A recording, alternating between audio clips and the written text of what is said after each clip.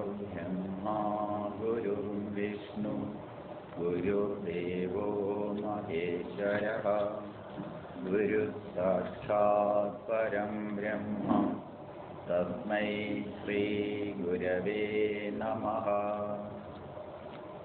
ॐ सदाशिवसमारम्भां शङ्कराचार्यमध्यमाम् अस्मदाचार्यपर्यन्तां वन्दे गुरुपरम्पराम्।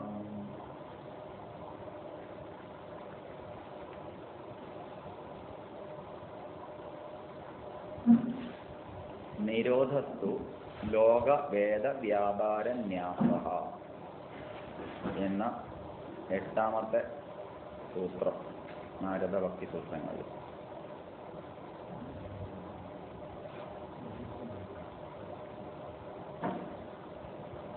ലൗകികവും വൈദികവുമായ എല്ലാ വ്യാപാരങ്ങളുടെയും ത്യാഗമാണ് ഭക്തി എന്ന് പറയുക, അഥവാ സമർപ്പണം. സമർപ്പണം എന്നുള്ളത് ലൗകികങ്ങളും വൈദികങ്ങളുമായ എല്ലാറ്റിൻ്റെയും ത്യാഗബുദ്ധിയിൽ നിന്നുണ്ടാകുന്നതാണ് എന്നാണ് അവിടെ പറയുന്നത്. ഭക്തൻ എന്ന് പറയുന്ന സമയത്ത് ലൗകികങ്ങളായ എന്ന് പറഞ്ഞാൽ ലോകകാര്യം, അതായത് എനിക്ക് അത് വേണം ഇത് വേണം എന്നുള്ള ആഗ്രഹത്തിന് വേണ്ടി ചെയ്യപ്പെടുന്നത്. വാസ്തവത്തിൽ ഭക്തൻ എന്ന് പറയുന്ന സമയത്ത് അവിടെ ഈശ്വരനിൽ നിന്ന് ലഭിക്കുന്നത് എന്തോ അതാണ് ഭഗവത് പ്രസാദം. തനിക്ക് ഇന്നത് ലഭിക്കണം എന്ന് വിചാരിക്കുന്ന കാലത്തോളം അത് ഭക്തിയല്ല. എന്ത് കിട്ടിയാലും അത് ഭഗവത് പ്രസാദമാണ്. അത് വസ്തുവകകൾ മാത്രമല്ല, എന്തായാലും നിന്ദയായാലും സ്തുതിയായാലും മാനമായാലും അപമാനമായാലും എല്ലാം അവിടുത്തെ പ്രസാദമാണ്. പൊതുവെ ലോകത്ത് കാണുന്നത് എങ്ങനെയാണെന്ന് ചോദിച്ചാൽ, നമ്മളൊന്ന് ആവശ്യപ്പെടുന്നു, അതിനുവേണ്ടി ചില വഴിപാടൊക്കെ നടത്തുന്നു, കാര്യസാധ്യം നടത്തുന്നു, അങ്ങനെ അത് ലഭിക്കുമ്പോൾ വീണ്ടും അതിനാള് കൂടുന്നു, അങ്ങനെ വീണ്ടും അതിലേക്ക് പ്രലോഭിച്ച് അങ്ങനെ പ്രലോഭനങ്ങളിലേക്ക് വഴിപ്പെട്ട് വീണ്ടും വീണ്ടും ചെയ്യാൻ തോന്നുന്നു. ഇത് ഭക്തിയല്ല, അതിന് ഭക്തി എന്ന് പറയാൻ പറ്റില്ല. ഭക്തി എന്ന് പറഞ്ഞാൽ ത്യാഗഭാവമാണ്. ലൗകികങ്ങളായ കാര്യങ്ങൾക്ക് വേണ്ടിയായാലും വൈദികങ്ങളായവയ്ക്ക് വേണ്ടിയായാലും രണ്ടും ത്യാഗ മനോഭാവമാണ്. എന്ത് കിട്ടിയാലും അതിലുള്ള സംതൃപ്തി, എന്ത് കിട്ടിയാലും അത് ലഭിക്കുന്നത് അത് ഭഗവത് പ്രസാദമാണെന്ന ഭാവം. മറ്റേ ഭാവം എന്തായിരിക്കും? എനിക്ക് ഇന്നത് കിട്ടണം എന്നുള്ളത്. ഇത്ര രൂപ കിട്ടിയാൽ ഞാൻ ഇത്ര കൊടുക്കാം. 1 ലക്ഷം ലോട്ടറി കിട്ടിക്കഴിഞ്ഞാൽ കണ്ടോ 50,000 കൊടുക്കാം, ആയിക്കോട്ടെ, വലിയ.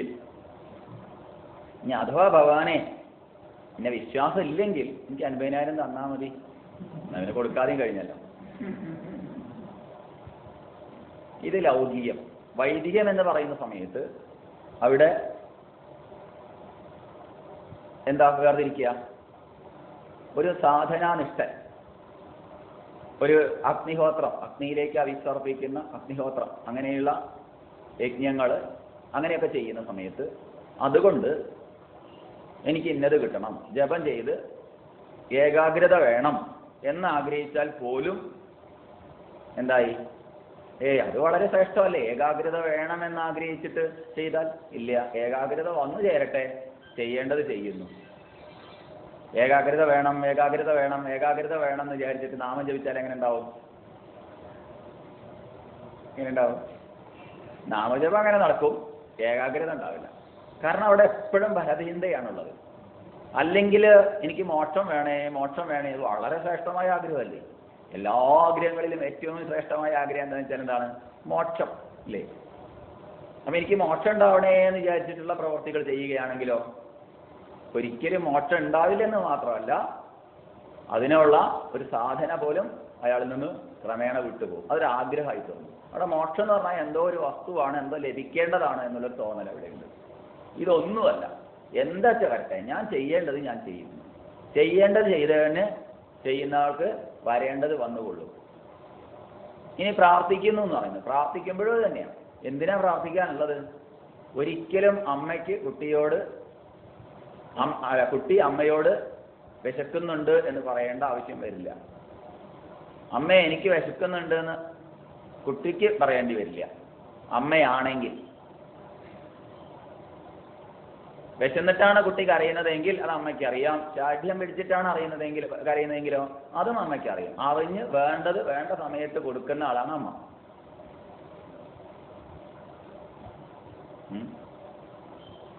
അതുകൊണ്ട് അവിടെ പ്രാർത്ഥിക്കേണ്ട ആവശ്യം വരുന്നില്ല. ചെയ്യേണ്ടത് ചെയ്താൽ മതി. നഹി കല്യാണകൃത്കശ്ചി ദുർഗതിയും താരകച്ചതി. ചെയ്യേണ്ടത് ചെയ്തവന്, നല്ലത് ചെയ്തവന് ഒരിക്കലും ദുർഗതിയോട്ട് വരികയുമില്ല. പിന്നെ എന്തിനാ പ്രാർത്ഥിക്കുന്നത്? ഇപ്പൊ പ്രാർത്ഥനകളൊക്കെ ഇല്ലാതാവും ഭക്തനാവുമ്പോൾ അർത്ഥം. ഉയർന്നു പോകുന്നതിനനുസരിച്ച് നല്ലത് പ്രാർത്ഥിക്കാൻ കഴിയും. എന്താ പ്രാർത്ഥന? ഈ പ്രാർത്ഥിക്കാൻ എനിക്ക് തോന്നരുതേ എന്നുള്ളതാണ് ഏറ്റവും വലിയ പ്രാർത്ഥന.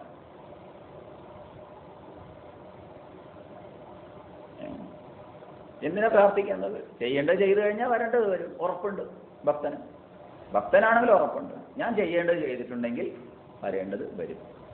കർമ്മഫലമാണ് അനുഭവിക്കുന്നത്, പ്രാർത്ഥനയുടെ ഫലമല്ല. ഇവിടെ ലൗകികവും വൈദികവുമായതിന്റെ നിരോധമാണ്, ത്യാഗമാണ്.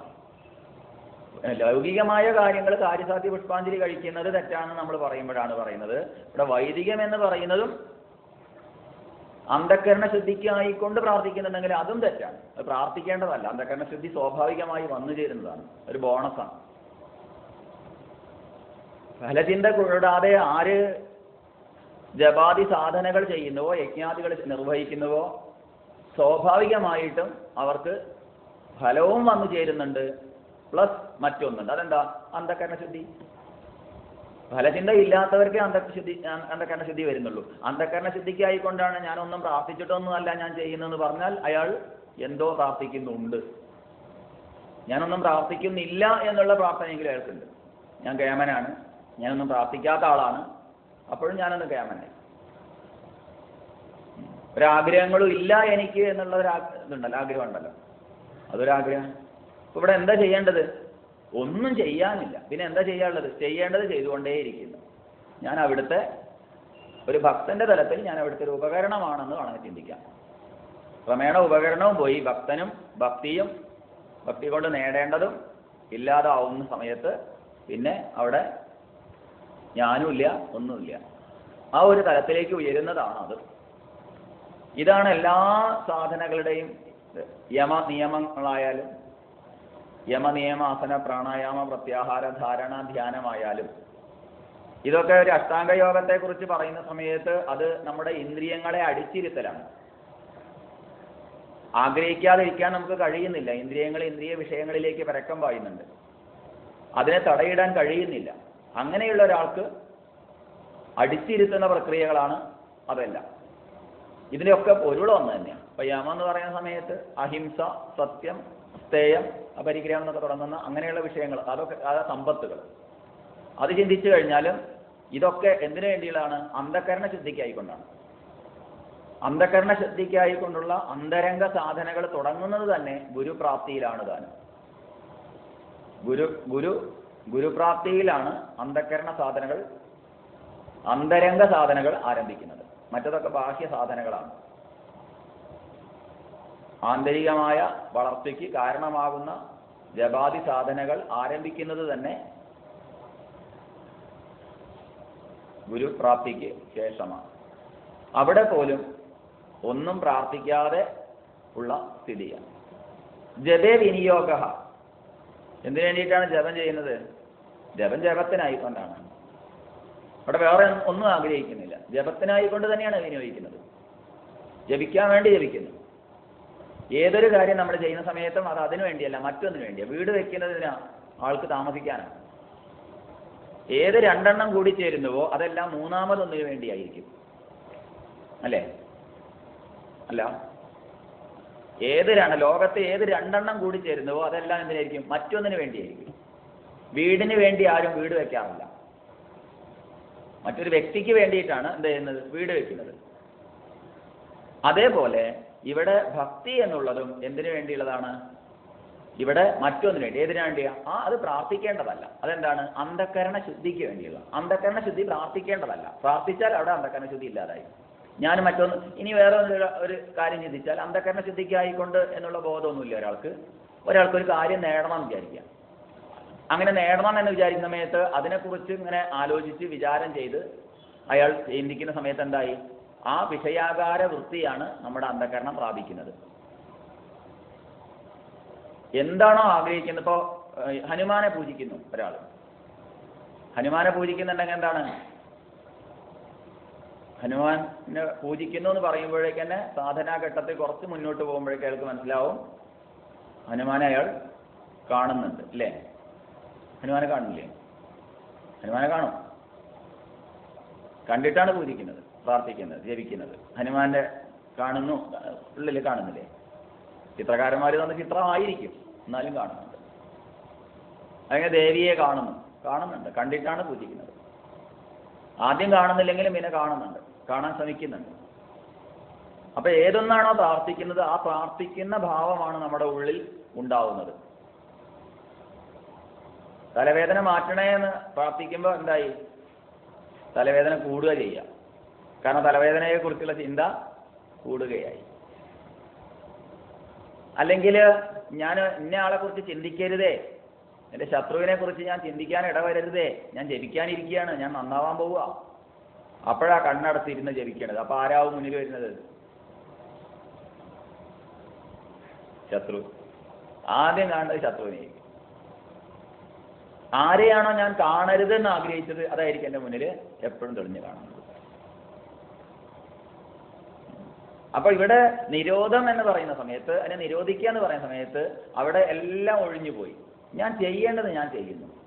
മറിച്ച് അവിടെ ഇന്നത് കാണണ്ട എന്നോ ഇന്നത് കാണണമെന്നോ ഇല്ല. ഇന്ദ്രിയ വിഷയങ്ങളിലേക്ക് പോവേണ്ടെന്നോ ഇല്ല. പോവേണ്ടെന്ന് ചിന്തിച്ചാൽ കൂടുതൽ പോകും. വളരെ ചിന്തിക്കേണ്ട ഒരു പോയിന്റാണ് ഈ 8ാമത്തെ സൂത്രം. സംശയമൊന്നുമില്ല. നമ്മൾ എന്തിനെക്കുറിച്ചാണോ ചിന്തിക്കുന്നത്, ആ ചിന്തിക്കുന്നത് നമ്മളായി തീരും. പരിദേവനമല്ല പ്രാർത്ഥന എന്നുകൊണ്ട് ഉദ്ദേശിക്കുന്നത്. ഭക്തന്റെ കയ്യിൽ നിന്ന് പരിദേവനങ്ങൾ ഉണ്ടാവരുത്, വിലാപം ഉണ്ടാവരുത്. ഇന്ന് ഭക്തന്മാരൊക്കെ വിലപിക്കുന്നവരാണ്. ഭഗവാനേ എനിക്ക് അത് വേണേ, എനിക്കിത് വേണേ, ഞാൻ അതുകൊണ്ട് കഷ്ടപ്പെട്ട് എങ്ങനെ പ്രാർത്ഥിക്കാൻ തുടങ്ങി എന്തായി തീരും? അതെന്നെയായി തീരും. അതാ കാണുന്നത്. ചെയ്യേണ്ടത് ചെയ്താൽ, ആ സമയം കൂടി ചെയ്യേണ്ടത് ചെയ്താൽ. ഇനി രാവിലെ എണീറ്റ് പഠിക്കണം എന്നൊരു കുട്ടിയോട് പറഞ്ഞു. രാവിലെ എണീറ്റ് കഴിഞ്ഞ് നേരം കുറച്ച് വൈകി. അയാൾ ചിന്തിക്കണെന്നതാ, അയ്യോ നേരം വൈകിയാലോ. പിന്നെന്തായി? ആ സമയത്ത് ഇരുന്ന് അവനവരെ പണിയെടുത്താൽ കിട്ടിയെന്തെങ്കിലും. ഇങ്ങനെ സമയം കളയുക ചെയ്യുന്നത്. പരിദേവനമല്ല അവിടെ. അല്ലെങ്കിൽ ഈ നടക്കാൻ പഠിക്കുന്ന ഏതൊരു കുട്ടിയും വീണിട്ട് തന്നെ നടക്കാൻ പഠിക്കുന്നത്. പക്ഷെ വീഴുമെന്ന് വിചാരിച്ചല്ല നടക്കുന്നത്. എങ്കിലും വീണാൽ എന്ത് ചെയ്യും? എല്ലാറ്റിലും നമ്മൾ ഘടിപ്പിച്ചു നോക്കിയാൽ മതി. നമ്മൾ ചെയ്യുന്നത് തന്നെ. അപ്പൊ വീണ് കഴിഞ്ഞാൽ എന്ത് ചെയ്യും? അയ്യോ എന്ന് പറഞ്ഞ് കരയുന്ന കുട്ടിക്ക് ഒരിക്കലും നടത്താൻ പഠിക്കാൻ കഴിയില്ല. ഇതിനിടയ്ക്ക് ശബരിമലയ്ക്ക് മാലയിട്ട ഒരാൾ അമ്പലക്കുളത്ത് പോയി കുളിച്ച സമയത്ത് മുങ്ങി കഴിഞ്ഞു മാല കാണാൻ ഉണ്ടായതപ്പോ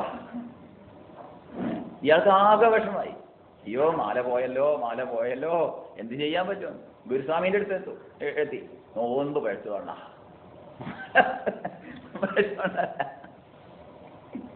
എന്നിട്ട് അതിന് കരഞ്ഞിട്ട് വല്ല കാര്യമുണ്ടോ? നമ്മോട് വെച്ചോ നമ്മൾ പറഞ്ഞു വേറൊരു മാല ഉണ്ട് അവിടെ വേണമെങ്കിൽ കൊണ്ട് തരാം, അത് എടുത്തിട്ടോ. ഇതാദ്യം പറയാൻ തന്നെ പാടില്ലായിരുന്നു. ചെയ്യാനാ ദീക്ഷാപ്രകാരം ഒരു മാല ഇട്ടിട്ടുണ്ട്. ഇനി ഇത് കൊഴിഞ്ഞു പോയാൽ ഇനിയിപ്പോൾ അതിന് വേറെ പ്രത്യേകിച്ച് അടങ്ങൊന്നും വേണ്ട. അല്ലാതെ എന്ത് ചെയ്യാനാ? പക്ഷെ അയാൾക്ക് വിശ്വാസം വേണ്ടേ? ഇത് നോമ്പ് തെറ്റിയത് തന്നെയാ. ആലോചിച്ചാൽ എന്തെങ്കിലും ഒരു തെറ്റുണ്ടാവും ചെയ്യും. ഉറപ്പാ. ഒരു തെറ്റില്ലാത്ത ഒരാളുണ്ടാവുക. എന്താ? ഇങ്ങനെയുള്ള ഈ ദുർബലതയല്ല ഇവിടെ ഭക്തന്റെ ലക്ഷണം. ഞാൻ ചെയ്യേണ്ടത് ചെയ്തിരിക്കുന്നു, പരമാവധി ചെയ്യുന്നു. പൂർണ്ണമായിട്ട് കഴിയോ? പക്ഷെ പരമാവധി ഞാൻ ചെയ്തിരിക്കുന്നു. ഇനി വരേണ്ടത് വരട്ടെ, പ്രസാദമായി ഞാൻ സ്വീകരിച്ചോളാം. എന്താ വേണ്ടത്? ആർജവമായി, തൻ്റെടായി. ഇങ്ങനെ ചിന്തിക്കാൻ തുടങ്ങിക്കഴിഞ്ഞാലോ എന്തായിരിക്കും? കരുത്ത് കൂടുകയുള്ളൂ. അപ്പോൾ ഭക്തൻ കരുത്ത് കൂടാനുള്ളതാ ഭക്തി, അല്ലാതെ കരുത്ത് കുറയാനല്ല, ചോർന്നു പോകാനല്ല, തൻ്റെ ഇടം കുറഞ്ഞു പോകാനല്ല. ഇതെല്ലാ മേഖലയിലും ഈ പരിദേവനമാണ് ബാധിച്ചിരിക്കുന്നത്. അതുകൊണ്ട് തന്നെ അത് ലൗകികമായ വ്യാപാരത്തിലേക്കും അത് പടർന്നു പിടിക്കുന്നുണ്ട്. ഇന്നലെ ഒരു കുട്ടിക്ക് ശക്തമായ പനിയാണ്. നമ്മളവിടെ എത്തിച്ചേർന്ന സമയത്ത് ഈ കുട്ടിയുടെ പനി കൂടാൻ കാരണം വാസ്തവത്തിൽ അമ്മയാണ്. അമ്മ ഒരു പണിയെടുക്കാതെ ഈ കുട്ടിക്ക് പനിയാണല്ലോ എന്ന് പറഞ്ഞ് കുട്ടിയുടെ പിന്നാലെ തന്നെയാണ്. കുട്ടി 9ാം ക്ലാസ് പഠിക്കുന്ന കുട്ടിയാണ്. പറഞ്ഞു മനസ്സിലായില്ല, ചെറിയ കുട്ടിയല്ല. ഇന്നലെ വൈകുന്നേരം ആയപ്പോഴേക്കും കുട്ടിക്ക് പനി വളരെയധികം മൂർച്ഛിച്ചിട്ടുണ്ട്. ഡോക്ടറെ അടുത്തേക്ക് ഇന്നലെ മിഞ്ഞാന്നും ഒക്കെ ഡോക്ടറെ അടുത്ത് കൊണ്ടുപോയി. ഈ പാരാസെറ്റമോൾ ഗുളിക അങ്ങനെ കഴിച്ചുകൊണ്ടിരിക്കാൻ കിഡ്നി പോകാൻ വേറെ വഴിയൊന്നും വേണ്ട. ഇതൊരു ലിമിറ്റില്ല. കാരണം പനി വന്നപ്പോഴേക്കും ആകെ എല്ലാവരും പ്രശ്നക്കാരായി, അമ്മയൊക്കെ പ്രശ്നം. ശരി, അമ്മയുടെ വേദന, കുട്ടിയുടെ പനി വരുന്ന സമയത്ത് ഈ അമിതമായ ഉണ്ടല്ലോ അതെന്താക്കി, ഇത് പനിയാണ്. അപ്പോഴേക്ക് കാണാൻ വരുന്നവരായി തൊടാൻ, എന്തോ കുട്ടിക്ക് തീ കൊള്ളുന്ന പോലെ പനിക്കുക. അപ്പോഴേക്ക് പനി കൂടുക. കാരണം ഈ കുട്ടി ഇതൊക്കെ കേൾക്കുന്നുണ്ടേ. വളരെ സന്തോഷം തോന്നിയ ഒരു സന്ദർഭം മൗലാന ഹോസ്പിറ്റലിൽ പോയ സമയത്താണ്. കാരണം അവിടെ പുറത്ത് എഴുതി വെച്ചിട്ടുണ്ട്, ബോർഡ് എഴുതി വെച്ചിട്ടുണ്ട്, ഈ രോഗികളോട് എങ്ങനെ പെരുമാറണം. ഇപ്പം ഉണ്ടോയെന്ന് അറിയില്ല, ഒരു 5-8 കൊല്ലം മുമ്പാണ്. വളരെ സന്തോഷം തോന്നി അത് കണ്ടപ്പോൾ. കാരണം അവിടെ രോഗിയുടെ അടുത്ത് പോയിട്ട് കാണാൻ പോകുന്ന ആളുകൾ, അയ്യോ നിങ്ങൾക്ക് ഇത് വന്നുല്ലേ എന്ന് പറഞ്ഞിട്ടുണ്ടല്ലോ ഒരു പോയി ഇരിപ്പ്, താടിക്ക് കയ്യും കൊടുത്തിട്ട്, എന്നാലും എന്താ അല്ലേ ഈശ്വര വിധി എന്ന് പറഞ്ഞ് കുറച്ച് നേരം അവരുടെ മുന്നിൽ ഇരിക്കുമ്പോഴേക്കും എന്തായി, രോഗം കൂടുകയല്ലേ ചെയ്യുന്നത്. അല്ലെങ്കിൽ വേറൊരു പണി, അത് എഴുതി വെച്ച മറ്റൊന്നുണ്ട്, ആ ഡോക്ടർ എഴുതിയ മരുന്നൊക്കെ എടുത്ത് നോക്കിയിട്ട്, ഇത് ഞാൻ കഴിച്ചത് തരുന്നു, ഇതെനിക്ക് അറിയുന്നത്, എവിടെ ഒന്നും അറിയണ്ടാവില്ല, അത് വായിക്കാൻ കൂടി അറിയണ്ടാവില്ല, അതിനെക്കുറിച്ച് വിലയിരുത്തുക. ഇങ്ങനെയൊക്കെ ഉണ്ട്. ഇതൊക്കെ എനിക്ക് അറിയുന്നതാണ്, ഇതൊക്കെ എത്രയല്ലേ ഉള്ളൂ. അങ്ങനെ ആ അറിയാത്ത കാര്യത്തെ അറിയുമെന്ന് ആക്കിയിട്ട് എന്നിട്ട് തൻ്റെ പ്രാഗൽഭ്യം തെളിയിപ്പിക്കുക. ആ സമയത്ത് ചിലപ്പോൾ മറ്റേയാൾക്ക് പ്രഷർ കൂടിയും കൂടും. കറക്റ്റ് അറിവുള്ള ഒരാളെ കിടക്കണില്ല. ഇല്ല, അത് വളരെ നന്നായി. ഇത് 2 മാത്രം ഓർമ്മ വന്നത് പറഞ്ഞതാ. വളരെയധികം ഒരു 10-11 കാര്യങ്ങൾ എഴുതി വെച്ചിട്ടുണ്ട് അവിടെ. വളരെ സന്തോഷം തോന്നിയ ഒരു കാര്യമാണ്. അപ്പൊ ഭക്തി എന്ന് പറഞ്ഞാൽ എന്താണ്? ത്യാഗരൂപമാണ്. എല്ലാ വിധത്തിലുമുള്ള ത്യാഗമാണ്. ത്യാഗമാണ് ഗുണം ചെയ്യുന്നത് എന്നുള്ളത് ത്യാഗത്തോടു കൂടിയുള്ള ഭക്തിയുള്ളവർക്ക് അറിയുകയും ചെയ്യാം. കരുത്ത് നൽകുമെന്നുള്ളത്. അല്ലാതെ ഭക്തിയുടെ പേരിൽ എന്തൊക്കെയോ കാട്ടിക്കൂട്ടുന്നത് അല്ല എന്നുള്ളത്. ഭക്തി എപ്പോഴും വളരെ സുഖകരമാണ്. കുറച്ചൊക്കെ അതിൻ്റെ വിധിവിധാനങ്ങളിൽ പോവുകയാണെങ്കിൽ അത് സുഖകരമായ കാര്യമാണ്. കാരണം ഇപ്പൊ മലയ്ക്ക് പോയവരൊക്കെ പറയാറുണ്ടത്. അതുകൊണ്ടാണ് പിറ്റേത്തെ കൊല്ലവും പോണതും. പക്ഷെ വന്നു കഴിഞ്ഞാൽ പിന്നെയും തദൈവ. അതൊരു സുഖമാണ്, ത്യാഗരൂപം സുഖമാണ് എന്നുള്ള അനുഭവത്തിൽ നിന്ന് പലരും പറയുന്നുണ്ട്. മറ്റതോ തോന്നിയോണാണ് ജീവിതം, കുത്തഴിഞ്ഞ ജീവിതമാണ്. ആ കുത്തഴിഞ്ഞ ജീവിതം തനിക്ക് അസ്വസ്ഥത സൃഷ്ടിക്കുന്നു എന്ന് ബോധ്യം ഉണ്ട്.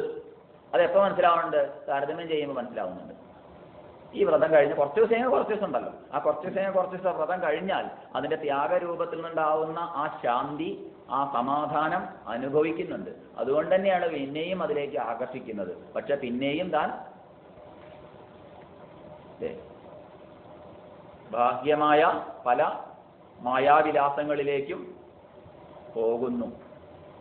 ക്രമികമായി തനിക്ക് ക്രമികമായി ഉയർത്താൻ ഉതകുന്നതേതോ അതാണ് ഭക്തി. ആ ഭക്തി ത്യാഗരൂപമാണ്. അപ്പൊ ഒന്നും ആഗ്രഹിച്ചിട്ടില്ലെങ്കിൽ എന്തുണ്ടാവുന്നുവോ വന്നു ചേരുന്നുവോ അതാണ് ഭക്തി. അതാണ് ഭക്തിയുടെ ശരിയായ ഭാവം. അല്ലാതെ കുറേ എന്തൊക്കെയോ കാണിച്ചു കൂട്ടുന്നതല്ല. അത് ഭക്തിയുടെ ചിഹ്നമായിട്ട് പറയാം, ഭക്തിയുടെ ലിംഗങ്ങളായിട്ട് അതൊക്കെ പറയുന്നു. കാരണം ഭക്തിയുടെ വേഷവിധാനങ്ങൾ, അല്ലെങ്കിൽ ഭസ്മധാരണം, അല്ലെങ്കിൽ മുദ്ര ധരിക്കൽ, ഇതൊക്കെ വേണമെങ്കിൽ അതിൻ്റെ പേരിൽ പറയാം. പക്ഷേ ഭക്തി തീർത്തും ആന്തരികമാണ് എന്നാണ് ഇവിടെ പറഞ്ഞുകൊണ്ടിരുന്നത്.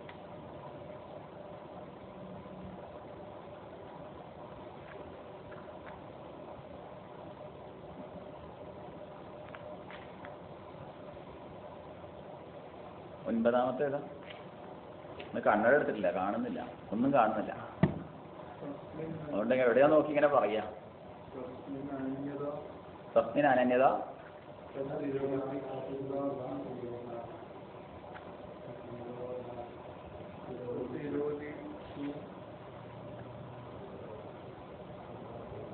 എത്രാം പേജാ?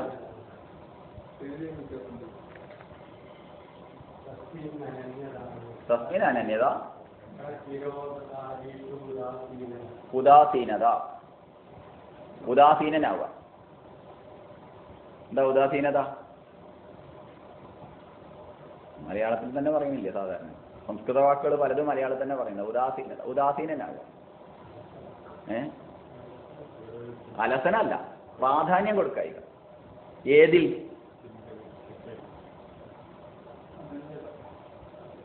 അനന്യത എന്ന് പറയുമ്പോൾ അന്യമല്ലാത്തത് എന്നർത്ഥം. ആരാണ് നമ്മുടെ അന്യനായത്? അന്യമായത് ഏതാ?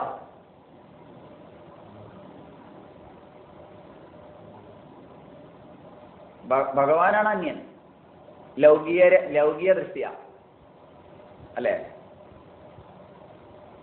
അല്ലേ? എന്താ അഭിപ്രായം? ഭഗവാൻ അന്യനാ, ഗുരു അന്യനാ അല്ലേ? എന്താ അഭിപ്രായം? അല്ലേ? പക്ഷെ അവരാണ് വാസ്തവത്തിൽ അന്യരല്ലാത്തവർ, അനന്യർ. എന്താ അഭിപ്രായം? അല്ലേ? വളരെ ചിന്തിക്കേണ്ട വിഷയം. അന്യൻ എന്ന് പറയുമ്പോൾ പൊതുവെ നമ്മളിപ്പോ നമ്മുടെ ബന്ധുക്കളെയൊക്കെ നമ്മൾ കല്യാണത്തിനൊക്കെ വിളിക്കും അല്ലേ? കല്യാണത്തിന് വിളിക്കും, വീട്ടിൽ എന്തെങ്കിലും പ്രത്യേകിച്ച് വിശേഷങ്ങളൊക്കെ ഉണ്ടെങ്കിൽ വിളിക്കും അല്ലേ? ഒപ്പത്തിനൊപ്പം വേണമെങ്കിൽ ഗുരുജനങ്ങളെ ഒക്കെ വിളിക്കുമായിരിക്കാം. പക്ഷേ അത് അത്ര വലിയ ശക്തമൊന്നുമല്ല. ഇപ്പൊ വിളിക്കാതിരിക്കുക എങ്ങനെയാണെന്നൊക്കെ ചിന്തിച്ചിട്ടായിരിക്കും. പക്ഷെ ബാക്കിയുള്ളവരെ നമ്മൾ എന്തായാലും വിളിക്കും. ബന്ധുക്കളെ വിളിക്കും, ബന്ധിച്ചവരെയൊക്കെ നമ്മൾ വിളിക്കും. ബന്ധുക്കൾ എന്ന് പറഞ്ഞാൽ ബന്ധിച്ചവരാണല്ലോ. എത്ര അധികം ബന്ധുക്കളുണ്ടോ അത്രയും നമ്മൾ വരിഞ്ഞു മുറുക്കിയിട്ട് കെട്ടിയിട്ടുണ്ട്. അത്രയും നിന്ന് തിരിയാൻ സമയമില്ല. എന്നും കല്യാണമാണ്, കൊടിയിരിക്കലാണ് അല്ലേ? അതാണ് ഇതാണ് എന്നൊക്കെ പറയും. എന്തുകൊണ്ട്? അത്രയധികം ബന്ധുക്കളുണ്ടേ. പക്ഷേ അവരൊക്കെ എന്തായി തീരും? എന്തായിരിക്കും? നമ്മളോട് കൂടെ ഉണ്ടാവുക? ഉണ്ടാവുക? ലൗകിക രീതി ഒന്ന് ചിന്തിച്ചു നോക്കൂ. ഒരു കല്യാണത്തിന് എല്ലാവരും പങ്കെടുക്കും. നമ്മൾ പറഞ്ഞു കല്യാണം ഒരു മാമാങ്കം പോലെയാണ് നടത്താം. ഒരു 10,000 ആളെയൊക്കെയാണ് വിളിച്ചിട്ട് കാര്യം നടത്താം. ക്ഷേമമായി വലിയ പന്തലൊക്കെ. ഇനി അവർക്ക് ഇഷ്ടപ്പെടുന്നത് തന്നെ ആക്കണം. ചിക്കൻ ബിരിയാണിനെ ആയിക്കോട്ടെ. കാരണം അതാണല്ലോ കല്യാണം നടത്തുന്നത്. കാരണം എന്തിനാ വിളിക്കണമെന്ന് ചോദിച്ചു കഴിഞ്ഞാൽ, എന്തിനാ വിളിക്കുന്നത്? ഇന്നിപ്പോൾ അതൊക്കെ ഉണ്ടെങ്കിലേ ആളുകൾ വരൂ. പലരും പറയുന്ന വാർത്താണ്. അപ്പൊ അവർക്ക് വേണ്ടി അത് നടത്തണേന്നല്ല ചോദിച്ചത്. പക്ഷെ ആർക്ക് വേണ്ടി? അവിടെ തെറ്റ്. ആർക്കൊക്കെയോ വേണ്ടിയാണ് നടത്തുന്നത്. എന്നിട്ട് എന്തായി? കല്യാണത്തിന് കുട്ടി കല്യാണം കഴിഞ്ഞ് പോയി, അനുഗ്രഹമായി. എന്താ അനുഗ്രഹം? എല്ലാവരുടെയും അനുഗ്രഹം, ക്ഷേത്രത്തിന്റെ അനുഗ്രഹം, ഗുരുജനങ്ങളുടെ അനുഗ്രഹം ഒക്കെ വാങ്ങിയിട്ടുണ്ട്. അനുഗ്രഹം എന്ന് പറഞ്ഞാൽ അറിയില്ലേ? ഇങ്ങനെ അമ്പലത്തിലൊക്കെ വഴിപാട് നടത്തി. പക്ഷെ ഉള്ളുകൊണ്ടുള്ള ഒരു അനുഗ്രഹമുണ്ട്. അതേതാ? കോഴീൻ്റെ അനുഗ്രഹം. അതെ, മോളെ നന്നായി വരൂ കേട്ടോ എന്ന് അനുഗ്രഹിച്ചിട്ടുണ്ടാവും. എത്ര കോഴികളില്ലേ? ഒരു 300 കോഴീനെയൊക്കെ, 400 കോഴിയൊക്കെ. അപ്പൊ അതാണ് ഒക്കെ അനുഗ്രഹിക്കുന്നുണ്ടാവും. കാരണം ഏത് ജീവിക്കും അതിന്റെ ജീവൻ വലുതാണല്ലോ. നീ കാരണമാണല്ലോ അല്ലേ? ഉള്ളെന്നുള്ളതായിരിക്കും ആ അനുഗ്രഹം. ഈ അനുഗ്രഹം കൊണ്ടാ പോണത്. ഏത്? ഒരു ജീവിതം തുടങ്ങാൻ പോവാ, അല്ലെങ്കിൽ ഒരു വീട് കൂടിയിരിക്കല് എൻ്റെ അന്ന് തന്നെ. അതാ ഏത്? അപ്പുറത്ത് ഗണപതി ഹോമമുണ്ട്. അത് കഴിഞ്ഞാൽ പിന്നെ ജഡരാഗ്നിയിലേക്ക് മറ്റേ ഹോമമുണ്ട്. ആ ഹോമകുണ്ടത്തിലേക്ക് മറ്റതും. എത്ര അനുഗ്രഹം! എന്നിട്ട് എന്താ ചെയ്യുക? എന്തെങ്കിലും ഒരു പ്രശ്നം വന്നാൽ കുട്ടി കുറച്ച് ദിവസം കഴിഞ്ഞപ്പോൾ വീട്ടിൽ തന്നെ ഒന്നുണ്ടായ സംഭവം ഒരു സ്ഥലത്ത്. അപ്പോ കുറ്റം പറഞ്ഞു, നിങ്ങളൊക്കെ അനുഗ്രഹിച്ചിട്ടല്ലേ എന്ത്? എന്നിട്ട് എൻ്റെ കുട്ടിക്ക് ഇങ്ങനെ വന്നല്ലോ. എന്താ കേസ്? ആരെ അനുഗ്രഹിച്ചിട്ട്? ഈ പറഞ്ഞവരെന്ത് പറയും? ഈ കഴിച്ചു പോയവരെന്ത് പറയും? വേണം, കുട്ടീനെ അങ്ങനെ പഠിപ്പിച്ചിട്ടാണ്. അതെ, നീ എന്തൊക്കെ സദ്യ ഒരുക്കിയത്, നല്ല സദ്യ ഒരുക്കിയാലും എന്തുണ്ടാവും? എന്തെങ്കിലും ഒരു കുറ്റം പറയാത്തവരുണ്ടാവും. എന്താ അഭിപ്രായം? കഴിച്ചു പോയവർ അവനവൻ്റെ ആവശ്യം നല്ലോണം അനുഭവിച്ചോട്ടെ, അത് വേണം. അപ്പോഴും വിചാരിക്കുക എന്തായിരുന്നു ദൂർത്ത് എന്ന് വേണമെങ്കിൽ അവരെന്നെ പറയും. പക്ഷേ അപ്പോഴും കൈവിടാത്ത ഒരു അനന്യനുണ്ട്. അതാരാ? നമ്മുടെ തെറ്റിന്റെ ഫലമായിട്ട് തന്നെയാണ് നമ്മൾ ദുരിതം അനുഭവിക്കുന്നത്, അവർക്ക് നന്നായിട്ട് അറിയാം. അതാരാ? അതെ, ഈശ്വരനും ഈശ്വര തത്വത്തെ അറിഞ്ഞ ഗുരുജനങ്ങളും. അവർ നമ്മളെ കൈവിടില്ല. നമ്മൾ കാരണം തന്നെയാണെന്ന് അവർക്ക് വ്യക്തമായി അറിയാം. പക്ഷെ ആ സമയത്ത് നമ്മൾ പോയിട്ട് അപേക്ഷിക്കുക, ഇങ്ങനെ ഒരു വിഷമം വന്നു, ഇങ്ങനെ ഒരു പ്രശ്നം വന്നിട്ടുണ്ട്, അതുകൊണ്ട് അപ്പോ ഗുരുജനങ്ങൾ എന്നിട്ട് നമ്മൾ പറയും നന്നായി, നീ ചെയ്തതിന്റെ ഫലമാണ്, അനുഭവിച്ചോ എന്നൊരിക്കലും അവർ പറയില്ല. എന്താ പറയുക? അത് അവർക്ക് അറിയില്ലേ? തീർച്ചയായിട്ടും അറിയാം. ചെയ്ത കർമ്മത്തിന്റെ ഫലമാണ് അനുഭവിക്കുന്നതെന്ന് വ്യക്തമായി അറിയുന്ന അവർ. ഭഗവാനും അറിയാം അല്ലേ? നമ്മളെ കൈവടിയോ? ഇല്ല. കൈവടിയെന്നുണ്ടായ ക്രൂരനാണല്ലേ? ഭഗവാനും ഭക്തനും വേറെയല്ല. ഭഗവാനും ഭക്തനും വേറെയല്ല. എന്ത്? ഗുണം കൊണ്ട്. ഭക്തന് എന്തൊക്കെ ഗുണം പറഞ്ഞിട്ടുണ്ടോ അത് ഭഗവാന്റേതാണ് മനസ്സിലാവും. ഭഗവാന് ഗുണമുണ്ടോ എന്ന് ചോദിക്കരുത്. ഭഗവാന് ഗുണമുണ്ടോ എന്ന് ചോദിക്കരുത്. പക്ഷെ നമ്മുടെ മുന്നിൽ അവിടെ വേർതിരിക്കേണ്ട ആവശ്യമില്ല. ഗുണങ്ങൾ അനുഭവിക്കുന്ന തരത്തിൽ. അപ്പോൾ അമ്മ ഈശ്വരൻ കഴിഞ്ഞാൽ ആരാണ് ഈശ്വരൻ എന്ന് ചോദിച്ചാൽ അമ്മയാണ്.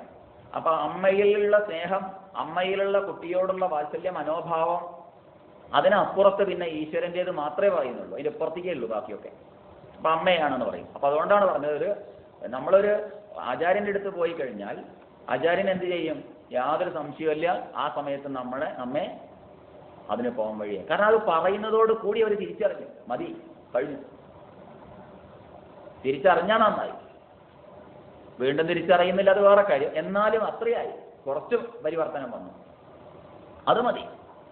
ഇനി ഇല്ലേ, എന്നാലും അവര് എന്താ ചെയ്യുക? സ്നേഹപൂർവം ഒരിക്കലും നമ്മളെ കൈവിടും. കാരണം എപ്പോഴും നമ്മുടെ കൂടെ അനന്യഭാവത്തോടുകൂടി, അന്യഭാവത്തിലല്ല അനന്യഭാവത്തോടുകൂടി. വേറെ ആരോടൊരു പ്രശ്നം പോയി പറഞ്ഞിട്ടും കാര്യമില്ല. പ്രശ്നങ്ങളെ പരിഹരിക്കാൻ കഴിയില്ല എന്ന് കാര്യം ഉറപ്പാണ്. അപ്പൊ ആരാണ് നമ്മുടെ അനന്യൻ? ആരായിരിക്കും? ഈശ്വരനാണ്.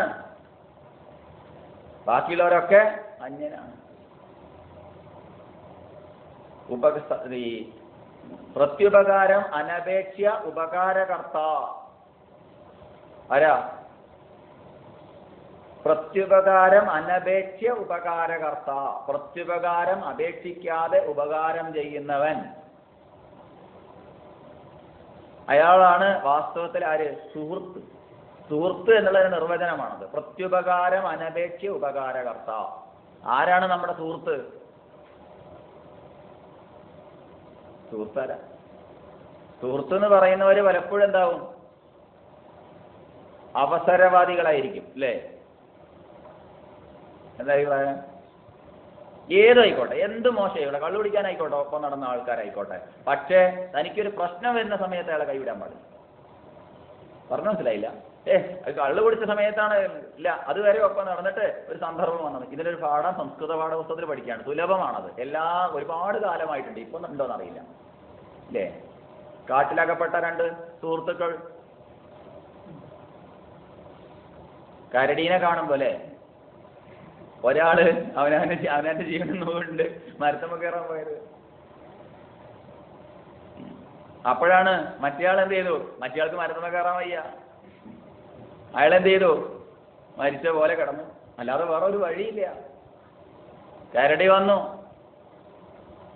മണത്തു നോക്കി, എന്താ ശ്വാസം കൂടിയില്ല, അടക്കി പിടിച്ച് കിടക്കുക ജീവനെ പേടിയോണ്ടേ. അപ്പോഴാ കുറച്ച് കഴിഞ്ഞപ്പോ അത് പോയി. കാരണം അത് ശവം തിന്നണില്ല കരടി. ഉടനെ മരത്തുനിന്ന് ഇയാളുകളൊക്കെ കാണുന്നുണ്ട്. കരടി പോയ സമയത്ത് മറ്റേയാൾ ഇറങ്ങി വന്നിട്ട് ചോദിച്ചു, അല്ലയോ സുഹൃത്തെ, നിന്റെ കാതിൽ എന്താണ് അവൻ കരടി മന്ത്രിച്ചത്? അപ്പൊ പറഞ്ഞു കൊടുത്തത് എന്താണെന്നറിയില്ലേ? എന്താ? ആപത്ത് സമയത്ത് കൈവിടുന്ന സുഹൃത്തുക്കളെ വിശ്വസിക്കരുത് എന്നാണ് എന്നോട് പറഞ്ഞു തന്നത്. എന്ത്?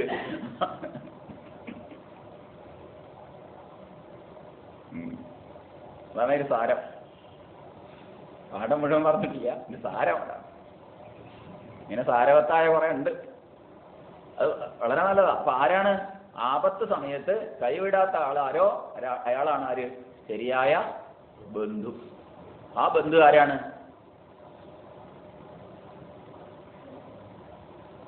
സംശയിക്കേണ്ട. അത് ഓർത്തിട്ട് അതിനെ മറന്നിട്ട് നമ്മൾ മാമാങ്കം നടത്തണ്ട, കല്യാണങ്ങൾ അകല്യാണമാക്കണ്ട, വീട്ടിൽ കൂടല് ശവം വെക്കലാക്കണ്ട. ഇതൊരു ഓർമ്മപ്പെടുത്തലും കൂടി ആണ്. ശരി. ഇപ്പൊ ഭക്തി എന്ന് പറഞ്ഞാൽ ഭക്തിയുടെ പേരിൽ എന്തൊക്കെയോ കാണിച്ചു കൂട്ടലല്ല, അത് ആന്തരികമാണ്, ആന്തരികമായ ഭാവമാണ്. പിന്നെ ഏതാ പറഞ്ഞത് ഇതിലെ സൂത്രം? അന്യാശ്രയാണം ത്യാഗോനന്യത. അന്യാശ്രയാണം. അപ്പോ അനന്യത എന്നാൽ മറ്റ് ആശ്രയങ്ങളുടെ എല്ലാം ത്യാഗമാത്രേ എന്നാ പറഞ്ഞിരിക്കുന്നത്. നേരത്തെ പറഞ്ഞു അന്യനല്ല അനന്യത. അനന്യത എന്നാൽ മറ്റ് ആശ്രയങ്ങളുടെ, അതിന്റെ തുടർച്ചയാണത്. എന്താ? മറ്റ് ആശ്രയങ്ങൾ ഒന്നിനെയും ആശ്രയിക്കുന്നില്ല. ഏതിനെ? ഇതിനൊന്നും ആശ്രയിച്ചിട്ട് കാര്യമില്ല. നീ ഈ തിരിച്ചറിവാണ്. ആരെ ഞാൻ ആശ്രയിക്കുന്നത്? ഒരാളെ ആശ്രയിക്കുകയാണെങ്കിൽ അയാൾക്ക് എന്നെ ആപത്ത് കാലത്ത് രക്ഷപ്പെടുത്താൻ കഴിയണം. രക്ഷപ്പെടുത്താൻ കഴിയാത്ത ഒരാളെ ഞാൻ ആശ്രയിച്ചിട്ട് എന്ത് കാര്യം? അയാളെ കൊണ്ട് രക്ഷപ്പെടുത്തേണ്ടി വരും.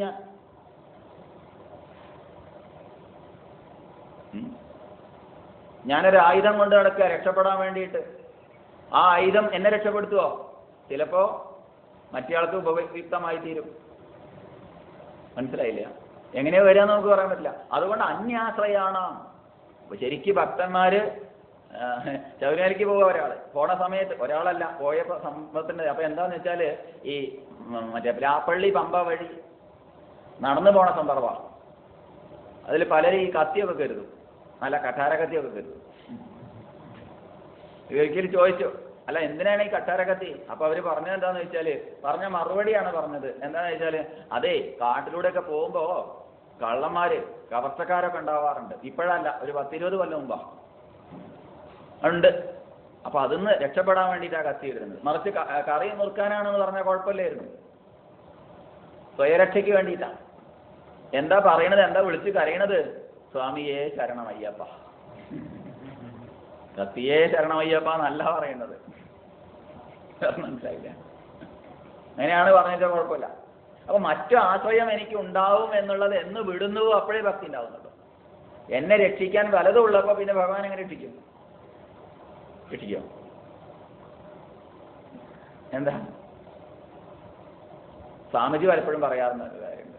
തെണ്ടി നടക്കുന്ന സമയത്ത്, ഹിമാലയത്തിലൂടെ തെണ്ടി നടക്കുന്ന സമയത്ത് ഈ ഒപ്പം ഒരാളുണ്ടായിരുന്നു നിന്നു. അപ്പോൾ പലപ്പോഴും ഈ പണമൊക്കെ ഇല്ലാതായി കഴിഞ്ഞാൽ, പണം ഒന്നുമില്ല, അപ്പോൾ ആ പട്ടിണി കിടന്ന് കിടക്കുന്ന സമയത്ത് കാര്യം പറ്റി പറയാറുണ്ടായിരുന്നു.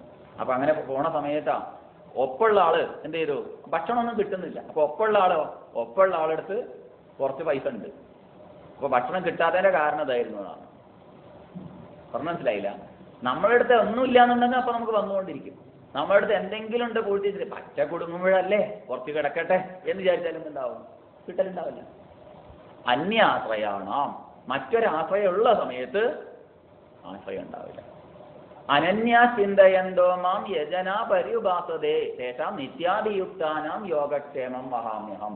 അന്യചിന്ത കൂടാതെ ആരാണോ ഭഗവാനെ ഉപാസിക്കുന്നത് എല്ലാം അവിടെ നിന്ന് തന്നോളൂ, വേണ്ടത് എനിക്ക് എത്തിച്ചോളൂ. ഈ ഒരു ഉറപ്പുള്ളവനാണ് ഭക്തൻ. വേണ്ടത് വേണ്ട സമയത്ത് വന്നുകൊള്ളു. അതെ, ഇത് എല്ലാവരുടെ ചരിത്രത്തിലുണ്ട് ഇല്ലേ? എന്താ വിവേകാനന്ദ സ്വാമികളോടും പറഞ്ഞിട്ടില്ലേ പ്രാർത്ഥിച്ചോളാൻ? പ്രാർത്ഥിച്ചിട്ടോ എന്താ പ്രാർത്ഥിക്കാൻ തോന്നിയത്? നമ്മളോട് അങ്ങനെ പറഞ്ഞു കിട്ടാൻ നിൽക്കുകയായിരിക്കും. പക്ഷെ മറ്റൊന്നും പ്രാർത്ഥിക്കാൻ തോന്നില്ല. അന്നപൂർണേ സദാപൂർണേ ശങ്കര പ്രാണവല്ലഭേ ജ്ഞാനവൈരാഗ്യ സിദ്ധ്യർത്ഥം വിച്ചാം ദേഹീച്ച പാർവതി. എന്തിനു വേണ്ടിയാ പ്രാർത്ഥിക്കുന്നത്? കഴിക്കുന്നത് പോലും എന്തിനു വേണ്ടിയുള്ളതാ? ജ്ഞാനവൈരാഗ്യങ്ങൾക്ക് വേണ്ടിയുള്ളതാണ്. അല്ലാതെ ശരീരം പോഷിപ്പിക്കാൻ വേണ്ടിയല്ല. മറ്റൊരു പോഷണമുണ്ട്. അതെന്താ? പുഷ്ടിപ്പെടുത്തുന്നുണ്ട്. എന്താണ് ആ പുഷ്ടി? വിശേഷബുദ്ധി വളരാനാണ്. അല്ലാതെ അതിനല്ലാതെ കുറേ കഴിച്ചു കൂട്ടിയിട്ട് ആനയോളം തടി ഉണ്ടാക്കാനൊന്നും അല്ല ഭക്ഷണം കഴിക്കുന്നത്. അങ്ങനെയാണെങ്കിൽ പലതും കഴിച്ചു കൂട്ടിയാൽ മതി. പലതും കഴിച്ചു കൂട്ടാൻ വേണ്ടി പലതും കഴിച്ചു കൂട്ടിയാൽ മതി. കഴിച്ചു കൂട്ടേണ്ടതൊക്കെ അതിനുവേണ്ടി എന്തൊക്കെയോ കഴിച്ചു കൂട്ടുന്നുണ്ട്. രോഗത്തിൽ കുടുങ്ങിപ്പോകുന്നു. പിന്നെ ഈശ്വരചിന്തയല്ല, പിന്നെ വേറെ ഒരു ചിന്തയ്ക്കും സമയം ഉണ്ടാവില്ല. ഡോക്ടറെ അടുത്തേക്ക് പോകാനും അല്ലേ മരുന്ന് കഴിക്കാനും അതിനൊക്കെ തന്നെ സമയം ഉണ്ടാവുള്ളൂ. മറ്റെന്താ ഉള്ളത്? മറ്റത് എന്തിനു വേണ്ടിയാണോ ബുദ്ധിവർദ്ധകങ്ങളായ വയെ എന്തിനു വേണ്ടിയിട്ട്? ഈശ്വരാന്വേഷണത്തിന് വേണ്ടിയാണ്. എല്ലാം അങ്ങനെയാണ്. ഏതോ നോക്കിയാലും അങ്ങനെ തന്നെയാണ്. പഠിക്കുന്നത് എന്തിനാ? അതിനും എൻ്റെ ജന്മോദ്ദേശത്തിന് വേണ്ടിയുള്ളതാണ്. ലക്ഷ്യബോധത്തോടു കൂടിയാണ്. അല്ലാതെ ലക്ഷ്യമില്ലാതെ എന്തിനോ അല്ല. ജോലി കിട്ടാൻ വേണ്ടി. എന്താ ലക്ഷ്യം? ജോലി കിട്ടുക. ജോലി കിട്ടലാണ് ലക്ഷ്യം എന്നുണ്ടെങ്കിൽ എന്ത് വേണം? കിട്ടിയ അന്ന് തന്നെ എന്ത് വേണം? തട്ടിക്കളയണം അല്ലേ? ജോലി കിട്ടലാണ് ലക്ഷ്യം. ലക്ഷ്യത്തെ പ്രാപിച്ചു കഴിഞ്ഞാൽ പിന്നെ യാത്ര പതിവില്ല. ഉണ്ടോ? എനിക്ക് ജോലി കിട്ടലാണ് എൻ്റെ ജന്മലക്ഷ്യമെങ്കിൽ എന്ത് വേണം? ജോലി കിട്ടിയപ്പോ പിന്നെ ജീവിക്കേണ്ട ആവശ്യമില്ലല്ലോ. അല്ലെങ്കിൽ എന്ത് വേണം? മരിക്കോളം ജീവിക്കുകയാണ് ലക്ഷ്യമെങ്കിൽ, മരിക്കുകയാണ് ലക്ഷ്യമെങ്കിൽ എന്ത് വേണം? വേഗം മരിക്കല്ലേ വേണ്ടത്. ഒരു ബസ് സ്റ്റാൻഡിൽ പോയിട്ട് കോഴിക്കോട്ടേക്ക് ബസ് കയറണമെന്ന് ഞാൻ വിചാരിച്ചു കഴിഞ്ഞാൽ പറയും വേണമെങ്കിൽ ബസ്സുകാരെ സ്പീഡൊക്കെ പറ്റി വേണമെങ്കിൽ ഞാൻ പ്രസംഗിച്ചിട്ടുണ്ടാവും. പക്ഷേ എല്ലാ സ്റ്റോപ്പിലും നിർത്തി പോണ ബസ്സിൽ ഞാൻ കയറുമോ? അപ്പുറത്തിൽ ലിമിറ്റഡ് സ്റ്റോപ്പ് ഉണ്ടെങ്കിൽ ഇല്ല. ടൗൺ ടു ടൗൺ ഉണ്ടെങ്കിൽ അതിലേക്ക് കയറുള്ളൂ. കാരണം വെച്ചാൽ പെട്ടെന്ന് അവിടെ എത്താലോ. എത്ര വേഗത്തിൽ പോകാമോ അത്രയും വേഗത്തിൽ ലക്ഷ്യത്തെ പ്രാപിക്കാൻ എല്ലാവരും ആഗ്രഹിക്കും അല്ലേ? അത് ഞെരിയോ? ആർക്കഷ്ടം ഉണ്ടാവുക? അതുകൊണ്ട് ലക്ഷ്യബോധത്തോടു കൂടിയുള്ള യാത്ര എന്ന് പറയുമ്പോൾ ലക്ഷ്യം എന്നുള്ളത് ഏതാണ്? മരണമാണ്. മരണത്തിൽ അവസാനിക്കുന്നതാണ് ജീവിതം എന്നാണ് ലക്ഷ്യമെങ്കിൽ, മരിക്കോളം ജീവിക്കുക എന്നുള്ളതാണെങ്കിൽ അയാളോട് ചെയ്യാൻ പറ്റുന്ന ഏറ്റവും വലിയ ഉപകാരം അയാളെ അപ്പം തന്നെ കൊന്നു കളയുക എന്നുള്ളതാണ്. ജോലി കിട്ടിയിട്ട് മരിക്കുക ജോലി കിട്ടുന്നത് വരെ ജീവിക്കുക എന്നാണ് ആരുടെ ആഗ്രഹമെങ്കിൽ ജോലി കിട്ടിയാൽ അന്ന് തന്നെ അല്ലേ? ജോലി കിട്ടിയിട്ട് ലീവ് എടുക്കാന്ന് പറയുന്ന പോലെ അല്ല. ജോലി കിട്ടിയിട്ട് ലീവ് എടുക്കാൻ എനിക്ക് ലീവ് എടുക്കണ്ടേ നിന്ന് ജോലി കിട്ടിയിട്ടാവാം. ഇന്ന് ജോലി കിട്ടിയിട്ടാണല്ലോ ലീവ് എടുക്കാൻ പറ്റുള്ളൂ. അതിന് മുമ്പ് ലീവ് എടുക്കാൻ പറ്റില്ലല്ലോ. അപ്പൊ അതുപോലെ അപ്പൊ ലക്ഷ്യത്തെ പ്രാപിക്കുക എന്നുള്ളത് എന്താണ്? വേഗം പ്രാപിക്കണം. അപ്പൊ ലക്ഷ്യം എന്നുള്ളത് ബോധം ഇല്ലാത്തത് കൊണ്ടാണ്, ലക്ഷ്യബോധം ഇല്ലാത്തത് കൊണ്ടാണ് പറയുന്നത്. അപ്പൊ ഇവിടെ ലക്ഷ്യം ഏതാണ്? ഈശ്വര സാക്ഷാത്കാരമാണ് ലക്ഷ്യമെങ്കിൽ അയാളുടെ ജീവിതം എന്തായിരിക്കും? ജീവിതം എന്തായിരിക്കും? ഒരു യാത്രയാണ്. ജീവിതം തന്നെ ഒരു യാത്രയാണ്. എന്താ ലക്ഷ്യം? സ്വാമിയെ കണ്ടാൽ മോക്ഷം കിട്ടും. കിട്ടുന്നതല്ല പിന്നെന്താണ്? ജന്മലക്ഷ്യം മോക്ഷമാണെന്ന് അറിയുന്ന ഒരാൾക്ക് ജീവിതം ഒരു തീർത്ഥാടനമാണ്. അടനം എന്ന് പറഞ്ഞാൽ യാത്ര. ജീവിതം തന്നെ ഒരു തീർത്ഥയാത്രയാണ്. ആ ജീവിതയാത്രയിൽ എന്ത് വേണം? ഇതൊരു ജീവിതയാത്രയാണ്. ജീവിതം ഒരു യാത്രയാണ്, തീർത്ഥയാത്രയാണ്, ജന്മലക്ഷ്യത്തിലേക്കുള്ള ഒരു യാത്രയാണ് എന്ന് ബോധമുണ്ടായി. ഈ ബോധം കാത്തു സൂക്ഷിച്ചു കഴിഞ്ഞാൽ ശരീരം എന്നുള്ളതാണ്. ശരീരമാദ്യം ഖലു ധർമ്മ സാധനം. മോക്ഷം എന്നുള്ളതാണ് ലക്ഷ്യമെങ്കിൽ ധർമ്മമാണ് മാർഗം. എങ്കിൽ ശരീരം എന്തിനുള്ളതാണ്? ഇത് ചിലർ പറയാറുണ്ട്, നിങ്ങൾ ശരീരമാദ്യം ഖലു ധർമ്മ സാധനം. ഖലു നിശ്ചയമായും ധർമ്മത്തിനുള്ള സാധനമാണെന്നല്ലേ പറഞ്ഞത്? അവിടെ ഭക്ഷണം കഴിക്കാതിരിക്കേണ്ടതാ, വ്രതം എടുക്കേണ്ടതാ? തെറ്റ്. ശരീരമാദ്യം ഖലു ധർമ്മ സാധനം എന്ന് പറഞ്ഞു കഴിഞ്ഞാൽ അത് ഓർമ്മ ഉണ്ടായാൽ മതി. ധർമ്മത്തിനുള്ളതാണ്. ലക്ഷ്യബോധത്തോടുകൂടി ഒരു ജീവിതം നയിക്കാനുള്ളതാണ്. തോന്നിയോണം അടിച്ചു കയറ്റില്ല. കാരണം ആരോഗ്യമുള്ള ശരീരത്തിലെ ആരോഗ്യമുള്ള മനസ്സുണ്ടാവൂ. ആരോഗ്യമുള്ള മനസ്സുണ്ടാവൂ. പറഞ്ഞ ഒന്നും തെറ്റല്ല അല്ലേ? ആരോഗ്യമുള്ള ശരീരത്തിലല്ലേ ആരോഗ്യമുള്ള മനസ്സുണ്ടാവുള്ളൂ. അപ്പോൾ മനസ്സിന് ആരോഗ്യം വേണമെങ്കിൽ എന്ത് വേണം? അതിനനുസൃതമായ ഭക്ഷണം കഴിക്കണം. തോന്നിയോണം ഭക്ഷണം അടിച്ചു കയറ്റി കഴിഞ്ഞാൽ ആരോഗ്യമുള്ള മനസ്സല്ല ഉണ്ടാവുക, രോഗമുള്ള മനസ്സുണ്ടാവുക. മനസ്സ് നന്നാവണമെന്നുണ്ടെങ്കിൽ അതിനനുസരിച്ചിട്ട് വേണം. കാരണം കഴിക്കുന്ന ആഹാരത്തിന്റെ സൂക്ഷ്മവശമാണ് മനസ്സ്. കഴിക്കുന്ന ആഹാരത്തിന്റെ സൂക്ഷ്മവശമാണ് മനസ്സ്. ആഹാരശുദ്ധിയിൽ നിന്നാണ് സത്വശുദ്ധി ഉണ്ടാവുന്നത്. സത്വശുദ്ധിയിൽ നിന്നാണ് ധ്രുവാസ്മൃതി, ശരിയായ ഓർമ്മയുണ്ടാവുന്നത്. അതുകൊണ്ട് എന്ത് വേണം? ആഹാരം ശുദ്ധമാവണം. ആഹാരം എന്ന് പറയുമ്പോൾ ആഹാരം ഇത് ആഹാരം വായിലൂടെ കഴിക്കുന്നത് മാത്രമല്ല, കാണുന്നതും കേൾക്കുന്നതും സ്പർശിക്കുന്നതും രുചിക്കുന്നതും എല്ലാം ആഹാരമാണ്. അതൊക്കെ പരമാവധി നന്നാക്കണം. കാരണം തൻ്റെ ലക്ഷ്യത്തെക്കുറിച്ചുള്ള ബോധം എപ്പോഴും ഉണ്ടായാൽ എന്തുണ്ടാവും? പ്രമേഹമുള്ള ഒരാൾക്ക് ഓർമ്മയുണ്ട്, ഇന്ന ഭക്ഷണം കഴിക്കുന്നുണ്ട്, നല്ല മധുരമുള്ള ഭക്ഷണമാണ് മുന്നിൽ വന്നത്. അപ്പൊ എന്തായി? തനിക്ക് ഇന്ന രോഗമുണ്ട്, ഞാൻ നാളെ കിടക്കേണ്ടി വരുമെന്ന് ഓർമ്മയുള്ള ഒരാൾക്കൊരു ശ്രദ്ധ ഉണ്ടാവും.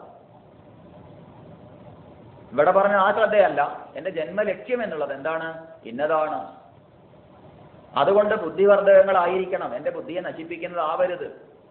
ഭക്ഷണം പാചകം ചെയ്ത് ഒരു യാമം കഴിഞ്ഞ ഭക്ഷണം ഞാൻ കഴിക്കരുത്. ഉള്ളിൽ ചെന്നാൽ ആകെ വരട്ടിക്കളയുന്ന തരം ഭക്ഷണങ്ങൾ ഉണ്ടാവരുത്. നീറ്റിലും പുകയുള്ളത് ഉണ്ടാവരുത്. ഏതോ ആയിക്കോട്ടെ. എന്താ? അതൊക്കെ എൻ്റെ ഏകാഗ്രതയെ നശിപ്പിക്കും. ക്രമികമായി ദേഷ്യം തുടങ്ങിയ വികാരങ്ങൾ, കാമം, ക്രോധം, ലോഭം, മോഹം, മതം, മാത്സര്യം, ഡംഭ്, അസൂയ തുടങ്ങിയവയെ ഉയർത്തുന്നതായിരിക്കാം. ഇങ്ങനെയുള്ള ആഹാരങ്ങൾ ഞാൻ വർജിക്കണം എന്നുള്ളത് സ്വാഭാവികമായി വന്നു. അപ്പൊ ഭക്തനെ സംബന്ധിച്ചതൊക്കെ സ്വാഭാവികമാണ്. ആദ്യം വേണ്ടത് എന്താണ്? ഭക്തി. ആരിലൂടെ?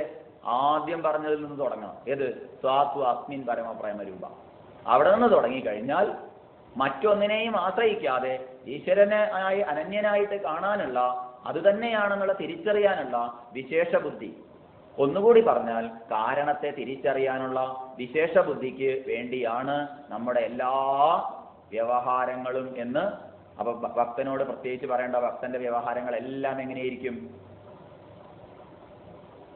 ഭക്തന്റെ വ്യവഹാരങ്ങളെല്ലാം എന്തിനായിരിക്കും? ജന്മലക്ഷ്യത്തോടുള്ള, ലക്ഷ്യത്തെ പ്രാപിക്കാനുള്ള വ്യഗ്രതയായിരിക്കും. എത്രയും പെട്ടെന്ന് ലക്ഷ്യത്തെ പ്രാപിക്കാനുള്ള, അതിനായിക്കൊണ്ടുള്ള ചിട്ടപ്പെടുത്തലുകൾ ഭക്തന് സ്വാഭാവികമായി വരും. അതാണ് ഭക്തി എന്ന് പറയുക. മറ്റൊരാശ്രയത്തെയും വേറൊന്നിനും അയാൾ അമിത പ്രാധാന്യം കൊടുക്കുന്നില്ല. ഇതൊക്കെ വേണം, പക്ഷെ അയാൾക്ക് എപ്പോഴും ഓർമ്മ വേണം. ഇതൊന്നുകൂടി ചിന്തിച്ചു കഴിഞ്ഞാൽ ഇവിടെ നിന്നും അല്ലാന്ന് തോന്നുന്നു. ഒരു കൂട്ടര് ഹിമാലയത്തേക്ക് പോകാൻ വേണ്ടിയിട്ട് യാത്ര ചെയ്യുന്ന സമയത്ത് കുളത്തൂർ ആശ്രമത്തിൽ പോയിട്ട് യാത്ര പറയാൻ വേണ്ടി പോയി. ഇവിടുന്ന് ആണോന്ന് അറിയില്ല, അത് എവിടുന്ന സംഭവം ഉണ്ടായെന്ന് അറിയില്ല. എന്തായാലും യാത്ര പറയാൻ വേണ്ടി പോയി.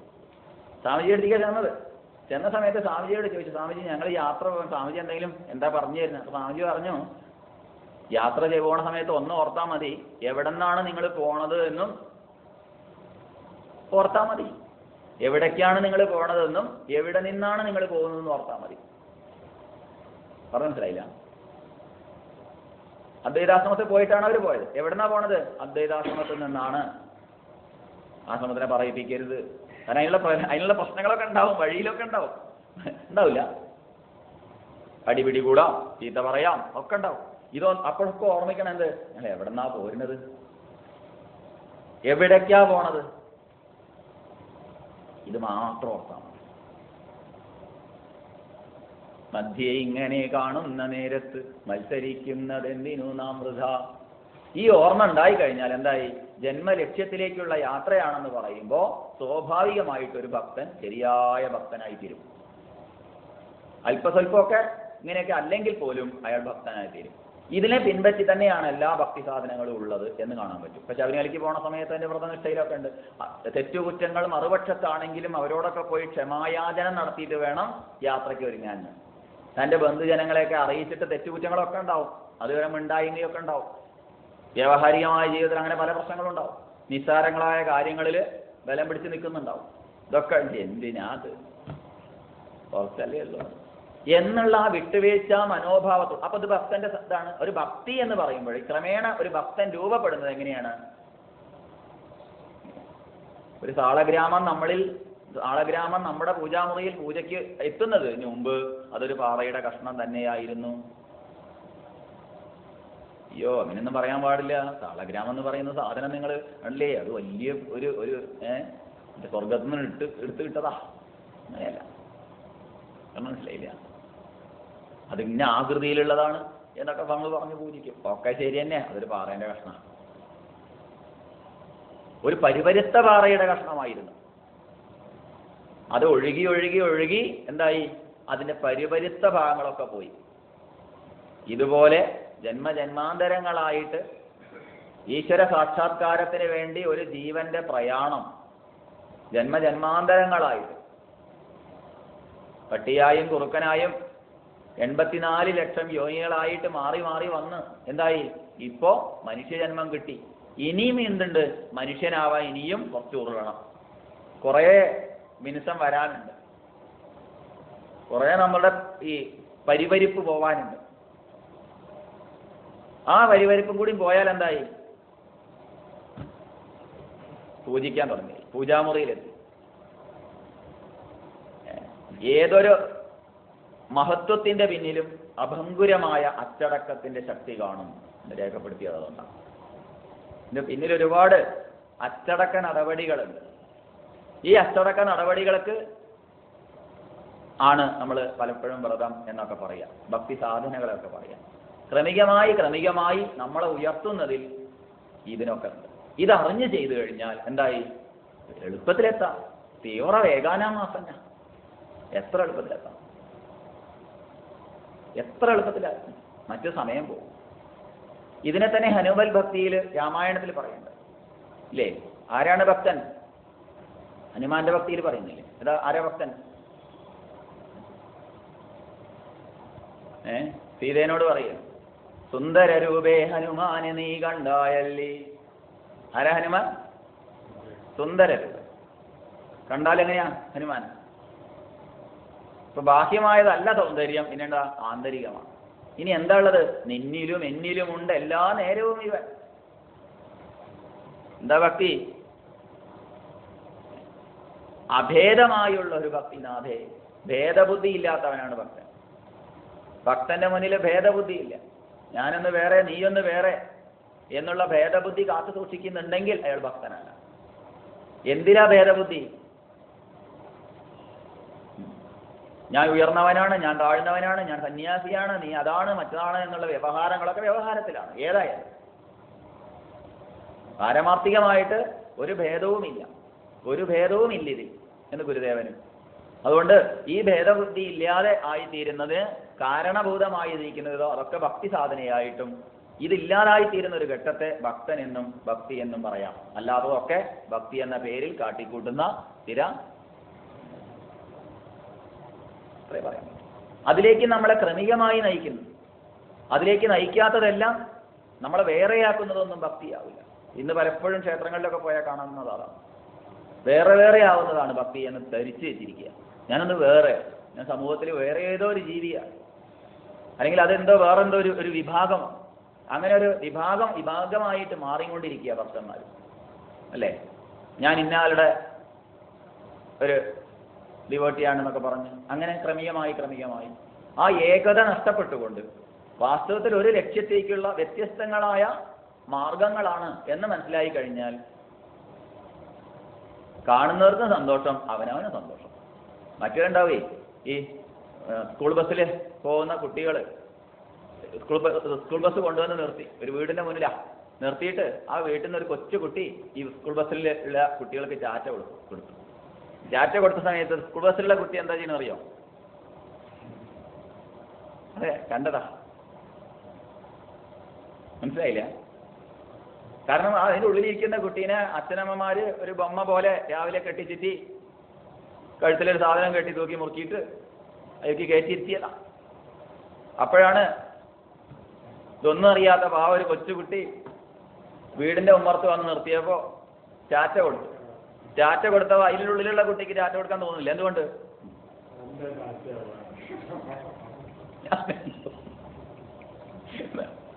ഇതുപോലെ ആയി തീർന്നുണ്ട് അല്ലേ? ചിലരങ്ങനെ ആവണമെന്ന് വിചാരിക്കുന്നില്ല. അപ്പോഴേ ചിലപ്പോ അയാൾക്കൊരു ഇതുണ്ടാവണം. എന്നാൽ അയാളെ സന്യാസി കേട്ടോ, അതുകൊണ്ടെന്താ അയാൾ ചിരിക്കാൻ പാടില്ല, അയാളെങ്ങനെ എന്തോ ഒരു പ്രത്യേക രീതിയിൽ അങ്ങനെയല്ല, ഇതെന്തോ ഒരു ജീവിയാണ്, അത് ആക്കി തീർക്കാൻ ജനങ്ങൾക്ക് വലിയ താല്പര്യമാണ്. ജനങ്ങളുടെ ഇടയ്ക്ക് ഇറങ്ങി ചെല്ലാനൊന്നും പാടില്ല, അയാളെന്തോ തമാശ പറയാൻ പാടില്ല, എപ്പോഴും എന്ത് വേണം, ഇങ്ങനെയൊക്കെ ഇരിക്കാൻ പാടില്ല. ബലം പിടിച്ച് ഒരു 90 ഡിഗ്രിയിലൊക്കെ ഇരിക്കണം, എപ്പോഴും ഗൗരവമുള്ള ആളായിരിക്കണം, തമാശയ്ക്കും കളിക്കൊന്നും പാടില്ല. നമ്മളെപ്പോലെ ആയാൽ പിന്നെ എന്ത് വിലയാണുള്ളത്? ഇപ്പൊ വില കൊടുക്കണതില്ല. അതെ, ചില സ്ഥലത്തൊക്കെ ചെന്ന് കഴിഞ്ഞാൽ അത് വേറിട്ടറിയാൻ പറ്റും. അതെ, നമ്മളെ പ്രത്യേകിച്ച് ഏതെങ്കിലും ഒരു മൂലയിൽ കൊണ്ടുപോയി എന്നിട്ടുള്ള പൂജയൊക്കെ. അതിൻ്റെ ഉള്ളിലാണെങ്കിൽ ചിലപ്പോൾ കറണ്ട് കൂടി ഇല്ലെങ്കിൽ പറയാൻ വേണ്ട, കാറ്റ് കൂടി കൊള്ളില്ല. അതെ അതെ, എന്ത് വെള്ളമായാലും കുടിക്കാൻ വിചാരിച്ചാൽ ഇല്ല, അപ്പോഴേക്ക് തെങ്ങുമ്പോൾ കയറുകയായി. അതെ, വല്ലാത്തൊരു കഷ്ടപ്പാടാണ്. രാത്രിയാ പകലാതൊന്നുമില്ല. രാത്രി ഇനി എന്ത് കാര്യത്തിനായാലും തെങ്ങുമ്പോൾ കയറിയിട്ട് തേങ്ങിടാൻ പാടുണ്ടോ? പ്രസാദത്തിനാണ് പറഞ്ഞിട്ട് ഇലവട്ടിക്കാൻ പാടുണ്ടോ? അതൊക്കെ എന്താണ്? അത് ഭക്തിയുടെ ലക്ഷണമൊന്നുമല്ല. കാരണം അതിലൂടെ ഒരുപാട് പ്രശ്നങ്ങളുണ്ട് അല്ലേ? അല്ലെങ്കിൽ സ്വാമി വരുന്നുണ്ട്, സ്വാമീനെ നമ്മൾക്ക് എന്താ എഴുന്നള്ളിച്ച് കൊണ്ടുവരണം. അപ്പോഴേക്കും എന്തായി? റോഡ് മുഴുവൻ ബ്ലോക്ക് ചെയ്യണം, ഒരു വണ്ടിയും പോകരുത്, എന്നാലേ അതിനൊക്കെ ഒരു ഇതുണ്ടാവുള്ളൂ. അതെ, നാലാള് കാണുള്ളൂ. അപ്പോഴേ സ്വാമിക്കല്ല അതെന്താ ചെയ്യണവർക്കാ. പറഞ്ഞ മനസ്സിലായില്ല? പലപ്പോഴും ഇത് നിന്നു കൊടുക്കേണ്ട ഗതികേട് വരും. കുറച്ചൊന്നല്ലാതെ പൂജിക്കാൻ അധികാരമില്ല വെച്ചാൽ പൂജിക്കാൻ അധികാരമുണ്ട്. പക്ഷേ അതിന്റെ പേരിൽ എന്തൊക്കെയാ കാട്ടിക്കൂട്ടുന്നത്? ഭഗവാൻ പോലും അത് പൊറുക്കില്ല. ഭഗവാൻ പൊറുക്കുമോ? എന്താ അഭിപ്രായം? സമം സർവേഷു ഭൂതേഷു എന്നാണെങ്കിൽ, അല്ല കൈമണിക്ക് വഴങ്ങുന്നവനാണെങ്കിൽ ചിലപ്പോൾ പുറത്തുനിന്ന് വരും. മനസ്സിലായില്ല? സമം സർവേഷു ഭൂതേഷു, എല്ലാവരിലും സമനാണ് ഈശ്വരൻ എന്നാണ് പഠിക്കുന്നത് എങ്കിൽ പ്രത്യേക പരിഗണന, ഈശ്വരൻ പൊറുക്കില്ല. എന്താ അഭിപ്രായം? അപ്പൊ ഇനി എന്തിനു വേണ്ടിയിട്ടാ? അതൊക്കെ ആഘോഷം കൊഴുപ്പിക്കാൻ വേണ്ടിയില്ല. ഇനി എന്തിനാ നിന്നു കൊടുക്കണമെന്ന് വെച്ചാൽ, നിന്നു കൊടുക്കുന്നത് പലപ്പോഴും അങ്ങനെയുള്ളതിനെ നിന്നു കൊടുക്കല് അറിയാതെ പെട്ടാലേ ഉണ്ടാവുള്ളൂ. പക്ഷേ ഒരാൾക്ക് എങ്ങനെയാണോ സമാധാനം കിട്ടുകയെന്ന് അറിയില്ല, അങ്ങനെയാണെങ്കിൽ പിന്നെ നോക്കില്ല. ഒരാള് കാക്കല് വീണ് അല്ലേ നമസ്കരിച്ച് ചിലപ്പോൾ അയാൾക്ക് അതുകൊണ്ട് സമാധാനം കിട്ടുന്നുണ്ടാവും. പക്ഷെ തൻ്റെ സമാധാനത്തിന് വേണ്ടിയാണെങ്കിൽ അത് മറ്റൊരാൾക്ക് സമാധാനക്കേടാവരുത്. പറഞ്ഞു മനസ്സിലായില്ല? അല്ലാതെ എല്ലാം നമ്മൾക്കൊരു ഇതിൽ പറയാൻ പറ്റില്ല. അതൊക്കെ തെറ്റല്ലേ എന്ന് ചോദിച്ചു കഴിഞ്ഞാൽ ചിലപ്പോൾ ചിലർക്കൊക്കെ മനസ്സ് വിഷമിച്ചു വരും, ഉണ്ടാവില്ലേ? നമുക്ക് പണി അതേ ഉള്ളൂ. അതിലും വലിയ അവാന്തര വിഭാഗങ്ങളുണ്ട്. കാല് പിണച്ച് വെച്ചിട്ട് വലത്തെ കാലുമേ തന്നെ ആവണം, ഇടത്തെ കൈ ഇടത്തെ കാല്, അങ്ങനെയൊക്കെ. അയ്യോ, അല്ലെങ്കിൽ സംഗതി പാവാവും. അല്ലെങ്കിൽ കാല് വലിച്ചു കളയും. അവിടെയൊക്കെ രസം. അതിന്റെ രസമുണ്ട്. അതൊരാളോട് ചോദിച്ചപ്പോൾ പറഞ്ഞത് അവരൊക്കെ പാപം ഇങ്ങോട്ട് വന്നുകൂടും. മനസ്സിലായില്ല? കാലുമ തൊട്ട് നമസ്കരിക്കരുത്, വിട്ട് നമസ്കരിച്ചോളാം. ഇങ്ങോട്ട് നമുക്ക് വിട്ട് തൊട്ട് പോയാണ്ടല്ലോ അയാളുടെ പാപം ഇങ്ങോട്ട് കയറിക്കോളും. അങ്ങനെയൊക്കെ ഉണ്ട്. ആരെന്താ ചെയ്തോട്ടെ, എന്നിട്ട് അവർക്ക് സമാധാനം കിട്ടുകയാണെങ്കിൽ എന്ന് വിചാരിക്കുന്നതിൽ അപ്പുറത്തും മറ്റു പലതുണ്ട്. ഭക്തിയുടേതാണ് ഇതൊക്കെ. ഭക്തിയുടെ പേരിലാണ് നടമാടുന്നത് പലപ്പോഴും. അപ്പൊ ഇതൊന്നും ഭക്തിയല്ല, ഇതൊക്കെ ഭക്തിയുടെ ചില വേക്കൂത്തുകളാണെന്ന് പറഞ്ഞതിന് അർത്ഥം. അന്യാശ്രയാണ്, വേറെ ഒന്നിനെയും ആശ്രയിക്കാതെ, ഒന്നിനെ ആശ്രയിക്കുന്നില്ല. എന്ത്? ഭഗവാൻ തന്നെയാണ് പരമമായിരിക്കുന്നത്. ഭഗവാൻ തന്നെയാണ്. അത് തന്നോട് കൂടെ സർവഥാ സർവഭാവേന ഭഗവാനേവ ഭജനീയ. എന്തോ ആയിക്കോട്ടെ, ആർക്കെങ്കിലും ഗുണകരമാവണമെന്നായിക്കോട്ടെ, അല്ലെങ്കിൽ അത് മറ്റൊന്നിനെയും ആശ്രയിച്ചിട്ട്, മറ്റൊന്നും കിട്ടുമെന്ന് വിചാരിച്ചിട്ടല്ല, മറ്റൊന്നും ആയിത്തീരാനല്ല. ഇതൊക്കെ ഒഴിഞ്ഞു പോയ ഒരു സ്ഥിതിവിശേഷമാണ് ഭക്തി. ഇത് ചിന്തിച്ചു കഴിഞ്ഞാൽ വളരെ മനനം ചെയ്യേണ്ട ഭാഗമാണ്. ഇന്ന് ലോകത്ത് നടമാടുന്നതൊക്കെ ഈ ഭക്തിക്ക് വിപരീതമാണ്. പിന്നേതാ? ലോകവേദേഷു അനുകൂലാചരണം തദ്വിരോധിഷു ഉദാസീനത എന്നാണ് പറയുന്നത്. ഭക്തിക്ക് എതിരായ കാര്യങ്ങളിൽ എന്ത് വേണം? ഔദാസീന്യം എന്ന് പറഞ്ഞിരിക്കുക. ഭക്തിക്ക് എതിരായ കാര്യങ്ങളിൽ, ഭക്തി എന്ന പേരിൽ കാട്ടിക്കൂട്ടുന്ന കോപ്രാട്ടിത്തരങ്ങൾക്ക് എന്ത് വേണം? അതിൽ ഉദാസീനത. അതൊക്കെ എത്രയേ ഉള്ളൂ, അതിനൊന്നും പ്രസക്തി കൊടുക്കാതിരിക്കുക. കൊട്ട്, വാദ്യം, പൂജ, ഇതൊക്കെ ഉണ്ടാവുമല്ലോ. ഇതിനൊക്കെ വളരെ പ്രാധാന്യം കൊടുത്തു പോയാൽ എന്തുണ്ടാവും? ഭക്തി എന്ന സാധനം തൊട്ട് തിന്നാണ്ടാവില്ല. ഈ ഒരു ഭാവത്തെ കാത്തു സൂക്ഷിച്ചാൽ പിന്നെന്ത് വേണം? അനുകൂലമായ ലൗകിക വൈദിക കർമ്മങ്ങളുടെ ആചരണം എന്നും മനസ്സിലാക്കണം. എന്താണ്? വൈദികമായ ലൗകികമായ കർമാചരണങ്ങളുടെ ആചരണം ചെയ്യുന്നതോടൊപ്പം ഭക്തിയുടെ പേരിൽ കാട്ടിക്കൂട്ടുന്നവയോട് എന്ത് വേണം? യാതൊരു ദാക്ഷിണ്യം വേണ്ട, ഉദാസീനത. അതിനെ എതിർക്കാൻ പോണ്ട. ഒരാൾ ഗോമരം വെളിച്ചപ്പെട്ട് ഇങ്ങനെ വരുന്നുണ്ട്, ഇതൊന്ന് ഉത്തമാകൻ വെട്ടിപ്പൊളിക്കണ്ടെന്നൊന്നും പറയാൻ പോണ്ട അവരോട്. സംഗതി ആകെ വിഷമാവും. അവനെ വിഷമിപ്പിക്കാനൊന്നും വേണ്ട, വെട്ടിപ്പൊളിച്ചോട്ടെ, നമുക്ക് എന്താ വേണ്ട.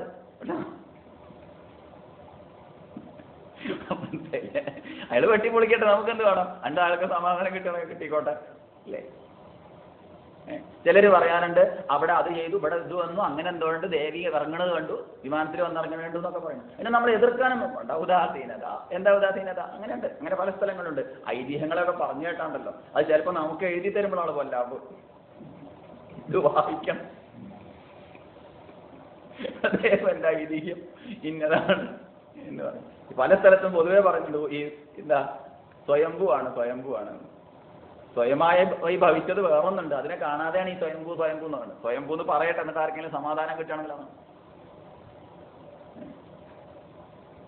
തൻ്റെ യുക്തിക്ക് നിരക്കാത്തതൊന്നും താൻ വിശ്വസിക്കേണ്ട, അത് ഞാൻ എതിർക്കാനും പോണ്ട. മനസ്സിലായില്ല? നമ്മളിപ്പോൾ ചിലതൊക്കെ കാണുന്ന സമയത്ത് നമ്മൾ അതിനെ എതിർക്കാൻ പോയാൽ എതിർക്കാനേ സമയം ഉണ്ടാവുള്ളൂ. അത് പലരുടെയും നമ്മുടെ പരിമിതമായ യുക്തി കൊണ്ട് ചിലപ്പോൾ അറിഞ്ഞില്ല. പക്ഷെ നമ്മൾക്ക് വിശ്വസിക്കാൻ പറ്റാത്തത്, എനിക്ക് വിശ്വസിക്കാൻ പറ്റാത്തത് ഞാൻ എന്ത് ചെയ്യണം? ആര് പറഞ്ഞാലും ഞാൻ വിശ്വസിക്കാനൊന്നും വേണം. അതിൽ ഉദാസീനത. പക്ഷേ ഏതൊന്ന് അനുഷ്ഠിച്ചാലാണോ നമ്മെ ക്രമികമായി ആരോഹണ ക്രമത്തിൽ കോണിയിലെ വ്യത്യസ്ത പടികളെന്നോണം നമ്മെ ഉയർത്തുന്നത്, നമ്മളിലുള്ള ദുസ്വഭാവങ്ങളെ, ദുഷ്ടതകളെ ക്ഷയിപ്പിക്കുന്നതേതോ അതില്ലാതാക്കുന്നതിനൊക്കെ വേണമെങ്കിൽ സാധന എന്ന് പറയാം. അപ്പൊ ദീക്ഷ എന്ന് പറയുമ്പോൾ തന്നെ എങ്ങനെയാണ്? നമ്മളിലുള്ള ദുഷ്ടവൃത്തികളെ ഇല്ലാതാക്കുന്നു. അപ്പൊ ദുഷ്ടവൃത്തികൾ ഉണ്ടോ ഇല്ലെന്ന് എങ്ങനെ അറിയും? നമുക്ക് തന്നെ അറിയാമല്ലോ. മറ്റൊരാളെക്കാളും നമുക്കറിയാം. വേണമെങ്കിൽ മറ്റുള്ളവരുടെ മുന്നിൽ നമുക്ക് വേണമെങ്കിൽ നല്ല പിള്ള ചമയാം. പക്ഷെ അവനവനറിയും എന്നിൽ ചിലതൊക്കെ തെറ്റിക്കളയാനുണ്ട്. ഉണ്ടാവും. അതിനെ ഇല്ലാതാക്കാൻ വേണ്ടിയിട്ട് നമുക്ക് ഒരു ആചരണം കൊണ്ട് കഴിയുമെങ്കിൽ അതിനനുകൂലമായ ആചരണത്തെ, അത് വൈദികമാവട്ടെ ലൗകികമാവട്ടെ, വേർതിരിക്കേണ്ട. പഞ്ചമഹായജ്ഞങ്ങൾ അതിന് അനുയുക്തമാണോ എങ്കിൽ ഞാനത് ചെയ്യാം. എന്നിൽ കൂടുതൽ നല്ല ഒരു മനുഷ്യത്വം ജനിക്കാൻ കാരണമാവുന്നുണ്ടോ, അതിനനുകൂലമായി ആര് പറഞ്ഞാലും ഞാൻ കേൾക്കും എന്നൊരു തീരുമാനം. അതിനെതിരായത് ആര് പറഞ്ഞാലും പറഞ്ഞില്ലേ, ഉദാസീനത. ഇങ്ങനെ വേണം മുന്നോട്ട് പോവാൻ. അപ്പൊ ആദ്യം പറഞ്ഞ എന്നിൽ ഞാനായി നിലകൊള്ളുന്ന ആ പ്രത്യേകാത്മാവിനെ കണ്ടെത്തലാണ് ശരിയായ ഭക്തി. അതിനെ ഉപയുക്തമാവുന്ന വിധത്തിൽ ബാഹ്യമായ ഒരാലംബനത്തെ നാം തേടുന്നുണ്ട്. ആ ആലംബനം പിന്നെന്തായിരിക്കണം? അതിനെ തന്നെ ആശ്രയിച്ചിട്ട് ഇതിനെ വിടുന്നതാവരുത് എന്നുള്ള തലത്തിലേക്ക് എത്തി നിൽക്കുകയാണ് ഈ സൂത്രത്തിലൂടെ. കാരണം മറ്റൊന്നിനെയും ആശ്രയിച്ചുകൊണ്ട് അത് തന്നെയാണ് ഇതില്ല എന്നുള്ള ധാരണയിൽ ആവരുത്. ഭഗവാൻ അവിടെ ഉണ്ട്, അതുകൊണ്ട് ഇവിടെ ഇല്ല എന്നുള്ള തലത്തിലേക്ക് ആവരുത്. അന്യ ആശ്രയങ്ങളെ ഒന്നുമല്ല, പിന്നെന്താണ്? തന്നിലുള്ള ദേവനെ തേടിയുള്ള യാത്രയാണ്. തന്നിലുണ്ടെങ്കിൽ എല്ലായിടത്തുമുണ്ട്, എല്ലായിടത്തുമുണ്ടെങ്കിൽ തന്നിലുമുണ്ട്, തന്നിലും എല്ലായിടത്തുമുണ്ടെങ്കിൽ അതെന്താണ്? അത് തന്നെയേ ഉള്ളൂ, മറ്റൊന്നുമില്ല. അതിനനുകൂലമായിരിക്കുന്ന ആചരണങ്ങളെ ഒരു കൊച്ചുകുട്ടി വന്ന് പറഞ്ഞാലും ഞാനത് സ്വീകരിക്കുന്നു. അതിന് വിപരീതമായത് എന്തൊക്കെ പറഞ്ഞാലും, ലോകത്ത് എന്തൊക്കെ നടമാടുന്നുണ്ടോ അതിന്റെ പിന്നാലെ ഞാൻ പോകുന്നില്ല. തമിഴ്നാട്ടിലേക്ക് പോയി കഴിഞ്ഞാൽ നാവുമ്മ കൊളത്തലും അല്ലേ, അതുപോലെ തന്നെ ബടക്കോക്കലും ഒക്കെ കാണാൻ പറ്റും. ഇതൊക്കെ ചെയ്യട്ടെ, പക്ഷേ ഞാനത് ചെയ്യില്ല. മനസ്സിലായില്ല? ഇതൊന്നുമല്ല ഭക്തി എന്ന് മനസ്സിലാക്കിയിട്ട് ഏതെങ്കിലും തരത്തിൽ നമുക്ക് ഉയരാൻ കഴിയുന്നുണ്ടെങ്കിൽ, അതിൽ പലതും പറയാനുണ്ട്. അതിൽ പറഞ്ഞു പോയി കഴിഞ്ഞാൽ ഒരുപാടുണ്ട്. കാരണം ലോകത്ത് നിന്ന് നടമാടുന്ന പലതുമുണ്ട് ഭക്തിയുടെ പേരിൽ. ഏതായാലും തൽക്കാലം നമുക്ക് ക്രമേണ ഇതിൽ വരും. അത് 12ാമത്തെ സൂത്രം മുതൽക്കും ഇതിന്റെ തുടർച്ചയായിട്ടാണ്. ഓരോന്നും ഒരു ശൃംഖലയിലെ കണ്ണികളെ പോലെ ഓരോന്നും ഒന്നിന് തുടർച്ചയായിട്ട് അങ്ങനെ നമ്മൾ ഉയർത്താൻ വേണ്ടിയാണ് വരുന്നത്. അതുകൊണ്ടാണ് നാരദ ഭക്തി സൂത്രം വളരെ പ്രസക്തിയുള്ളതായി തീർന്നത്. ശരി. ഓം ഗുരുർബ്രഹ്മാ ഗുരുർവിഷ്ണു ഗുരുർദേവോ മഹേശ്വരഃ ഗുരുഃ സാക്ഷാത് പരം ബ്രഹ്മ തസ്മൈ ശ്രീ ഗുരവേ നമഃ.